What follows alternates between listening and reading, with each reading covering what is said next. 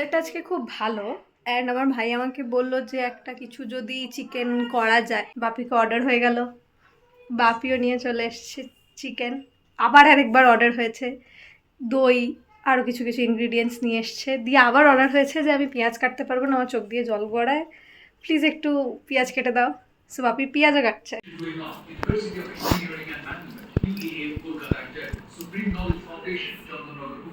এই যে আমার বাবা আমার জন্য পেঁয়াজ কেটে দিচ্ছে। একটু হাসো। সেগুলো এনে দিয়েছে, কেটে দিয়েছে। আর এই যে এখানে চিকেনটা রয়েছে। দেখো, ফার্স্ট থিং ফার্স্ট, যে জিনিসগুলো আগে করা সেগুলো আগে করে নিতে হবে। যেমন চিকেনটাকে ভালোভাবে পরিষ্কার করে নিতে হবে, এই কাজুগুলোকে একটুখানি জল দিয়ে ভিজিয়ে রাখতে হবে, টক দই এনে জল ঝরাতে রেখে দিতে হবে। যেহেতু এটা দই চিকেন, দইয়ের পরিমাণটা কিন্তু একটু বেশিই লাগবে। আমি একটা জিনিস লক্ষ্য করেছি, এই প্যাকেটের দইগুলোর মধ্যে জলের পরিমাণটা একটু বেশিই থাকে।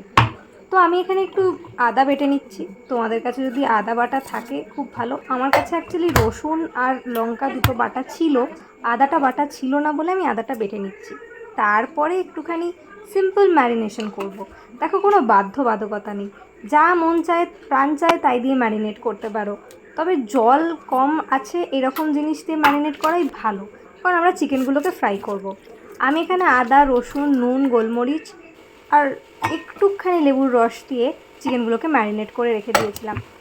1-2 ঘন্টা রাখতে পারলে ভালো, আমার কাছে সময় ছিল না, আমি আধা ঘন্টা রেখেছি। তারপরে এইখানে আমি দইটাকে ফেটিয়ে নিচ্ছি, আর যে ভেজানো কাজুগুলো ছিল সেগুলোকেও আমি একটু জল দিয়ে পেস্ট বানিয়ে নিয়েছি। এরপর কিছুই না, কড়াতে তেলটা গরম করতে দিয়ে, অবশ্যই সাদা তেল দিয়ে, দাঁড়াও একটুখানি ক্যামেরাটা উপরে তুলে দিই, হ্যাঁ এই যে ঠিক আছে। এইবারে চিকেনগুলোকে ফ্রাই করে নিতে হবে। বেশি ফ্রাই না করলেও 70% ফ্রাই করে নিতেই হবে। মোটামুটি আমার রান্নায় কোনো নির্দিষ্ট নিয়মকানুন থাকে না, খেতে ভালো হবে এইটাই আমার লক্ষ্য থাকে। যখন যা মন চায় প্রাণ চায় করে ফেলি। যাই হোক, চিকেনগুলো মোটামুটি একটু ভাজা ভাজা হলে তুলে নিয়ে ওই তেলেতেই আমি একটু দারচিনি, লবঙ্গ, এলাচ, ছোটো এলাচ অবশ্যই, আর একটু শুকনো লঙ্কা, আমি যেটা এখানে দিতে ভুলে গেছিলাম, পরে অবশ্য দিয়েছিলাম, তোমরা বাপু দেওয়ার সময় দিয়ে নিও। আর একটুখানি এটাকে নেড়ে নিয়ে তারপরে এটার মধ্যে আমরা একটু দিয়ে দেবো পেঁয়াজ কুচি। পেঁয়াজ যে কোনো সাইজের কুচো করলেই হয়, তবে একটু ছোট ছোট করে কুচো করলে মুখে খুব একটা পড়ে না। তার সাথে সাথেই দিয়ে দেবো কাঁচা লঙ্কা কুচি। সেগুলো তোমাদের ঝাল বা স্পাইস টলারেন্স যতটা সেই অনুযায়ী দিতেই পারো। এবার যেটা একটু আনকমন ইনগ্রিডিয়েন্টস সেটা হচ্ছে এই মৌরি। একটু ভাজা মৌরি দিলেও হতো, কিন্তু আমি হাতের কাছে এমনি মৌরি দিয়ে দিয়েছি। তারপর আরেকটু ভালো করে নাড়িয়ে নিয়ে এটার মধ্যে দেবো একে একে ধনে গুঁড়ো, জিরে গুঁড়ো। এইটা মোটামুটি আমি সব মাংসের রান্নায় একটু করে দিই।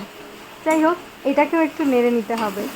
বাড়িতে মা থাকে, সবসময় ক্যাচ ক্যাচ ক্যাচ ক্যাচ করতে থাকে ঠাকাঠুকির ভয়েতে, কিন্তু মা ছিল না বলে ভীষণ শান্তি করে আর আনন্দের সাথে রান্নাটা করেছি। বাইরে ঝমঝম করে বৃষ্টি পড়ছে আর ভিতরে আমি মনের সুখে গান চালিয়ে রান্না করছি। এর থেকে বেশি সুখের আর কিছু নেই। যাই হোক, আমি এটার মধ্যে দিয়ে দিলাম হচ্ছে ওই কাজু বাদামের ওই পেস্টটা, আর যেটুকু মিক্সিতে লেগেছিলো তার মধ্যে একটু জল দিয়ে মিশিয়ে নিয়ে আবার সেটাও দিয়ে দিলাম। এটা গ্রেভিটাকে বেশ একটু ঘন করে দেবে। আচ্ছা, এটা দেওয়ার পর একটু নাড়িয়েই কিন্তু আমি ভাজা চিকেনগুলো দিয়ে দেবো এটার মধ্যে।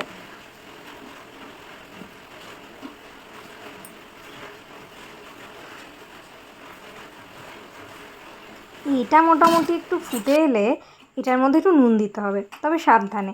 ম্যারিনেশনের সময়ও নুন দিয়েছি, আবার পরবর্তীতেও নুন দিচ্ছি। নুনের কথাটা একটু মাথায় রাখতে হবে। আমি এখানে 1 কৌটো নুন দিয়ে দিলাম। না না, মজা করছি, নুনের কৌটোটা খালি হয়ে গেছিলো বলে নুনের কৌটোটাকে উপর করেই দিয়ে দিয়েছি। তারপর আরেকটু নুন অবশ্য নিজের স্বাদ অনুযায়ী অ্যাড করেছি। এবার এর মধ্যে ওই ফেটিয়ে রাখা দইটা দিয়ে দিতে হবে।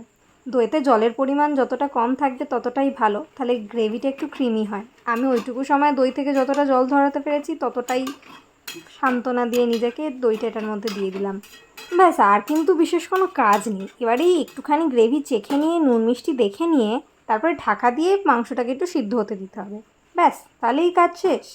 নির্দ্বিধায় মাংসটাকে ফুটতে দিয়ে তোমরা কিন্তু আরাম করতে পারো। না না, আরাম করলে হবে না, এই যে মেসটা আমি এখানে ক্রিয়েট করে রেখেছি এটাকে একটু সামলাতে হবে না? এখন আর তোমার বিশেষ কোনো কাজ নেই, এখন যে রান্নাঘরে মেসটা ক্রিয়েট করেছো ওটাকে ক্লিন করে নিতে পারো, ব্যাস। বসে বসে রিলস দেখো বাকি সময় মাংসটাকে ফুটতে দিয়ে। তবে হ্যাঁ, মাঝে মাঝে একটুখানি নেড়ে দিতে হবে, নাহলে তলায় লেগে যেতে পারে। বাকি আর কোনো কাজ নেই, নামানোর সময় খালি একটু কস্তুরি মেথি আর জিরে গুঁড়ো ছড়িয়ে দিয়ে নামাতে হবে যাতে একটা ভালো গন্ধ আসে। দ্যাটস ইট, ডান। আমাদের বানানো দই chicken is done. That's it. দেখো বাবু, বলে লাভ নেই, আমি ঘটি, আমি রান্নাতে একটু মিষ্টি তো দেবই। যারা এই সায়েন্সটা মানতে চায় না তারা প্লিজ একটু গিয়ে সার্চ করো যে রান্নাতে নুনের সাথে মিষ্টি দেওয়াটা ইজ ভেরি ইম্পর্ট্যান্ট। বাইরে নিশ্চয়ই শুনতে পাচ্ছ কি সুন্দর বৃষ্টি পড়ছে, আর আমার এই জিনিসটাই খুব ভালো লাগে। আচ্ছা, আমি গ্যাসটা নিভিয়ে দিয়েছি, হ্যাঁ, তারপরে ভিডিওটা করছি। এই যে সুন্দর করে, আচ্ছা, কস্তুরি মেথি আর জিরে গুঁড়োটাকে একটু ভেজে, মানে জিরেটাকে গোটা জিরে ভেজে একটু দিলে সেটার ফ্লেভারটা অন্যরকম আসবে। আমি আর খাটতে পারছি না, বিকজ আমার রান্না করার যে এন্থুটা ছিল সেটা এটার আউটলুক দেখে শেষ হয়ে গেছে, because I am very satisfied with this look. তোমরা চাইলে একটু দিতে পারো, আমি এমনিই দিয়ে দিচ্ছি জিরে আর কস্তুরি মেথি দিয়ে একটু ঢাকা দিয়ে রেখে দিতে হবে। এই জায়গায়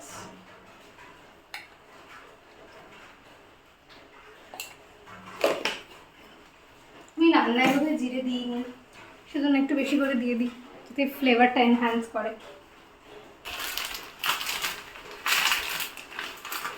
বেশ একটু চিজি চিজি খেতে হবে।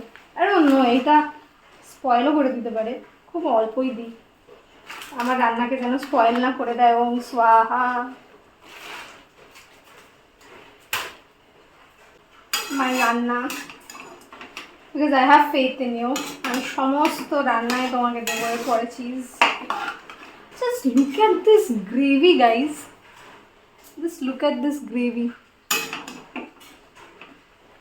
It is looking outstanding, isn't it? It's looking fabulous. I am very satisfied. এটাকে একটু ঢাকা দিয়ে নামিয়ে নেব, ঢাকা দিয়ে রেখে নামিয়ে নেব। ডান ডান, দই চিকেন ইজ রেডি গাইজ। আর ভাই লোভ না সামলাতে পেরে অলরেডি একটু খেয়ে নিয়েছে, but this is the final look. ভীষণ চিজি ক্রিমের দারুণ গন্ধ দিয়েছে। সো আজকের ভিডিওটা এই অবধি। ভালো লাগলে ভিডিওটাকে লাইক, শেয়ার অ্যান্ড সাবস্ক্রাইব করে দিও। দেখা হবে অন্য কোনো ভিডিওয়ে। ভালো থেকো সবাই। টুডলস।